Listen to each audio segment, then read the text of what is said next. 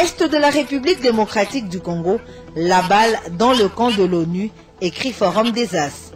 À voir comment Kigali bloque la publication de l'annexe du rapport qui cite des officiels rwandais, bon nombre d'observateurs s'inquiètent. Pour Londres, aucun gouvernement étranger ne devrait soutenir le M23 ou tout autre groupe armé. À la prospérité de renchérir, guerre totale contre le M23 et les FDLR. Londres encourage les FRDC et la MONUSCO. Le Royaume-Uni affirme haut et fort qu'aucun gouvernement étranger ne devrait soutenir le M23.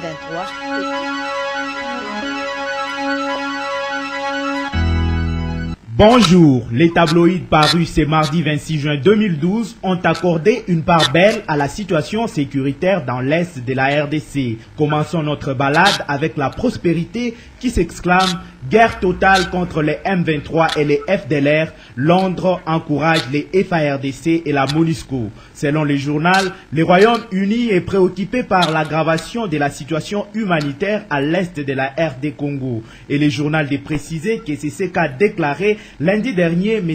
Henry Bellingham, ministre britannique pour l'Afrique.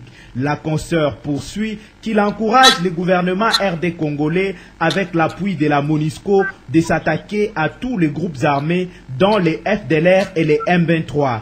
Dans la même lignée, le quotidien Forum des As affiche à sa une Est de la RDC la balle dans les camps de l'ONU. Pour le confrère, à voir comment Kigali bloque la publication de l'annexe du rapport qui cite des officiels rwandais, bon nombre d'observateurs s'inquiètent. Le journal ajoute que pour Londres, aucun gouvernement étranger ne devrait soutenir les M23 ou tout autre groupe armé. De son côté, les phares annoncent que l'ordre de Kigali est clair, les infiltrés doivent rejoindre les CNDP. Le quotidien estime que la vague des vraies fausses défections est consécutive à un ordre venu de Kigali et les enjoignant de rejoindre toute affaire cessante les rangs du CNDP. Ces groupes armés pilotés par le général rwandais Bosco Ntaganda et appuyés ainsi, conclut le journal, par les Rwandais au plan des hommes, de la logistique, des armes, des munitions et des finances. Changeons de chapitre en parlant cette fois-ci justice. Les bi-hebdomadaires Top Info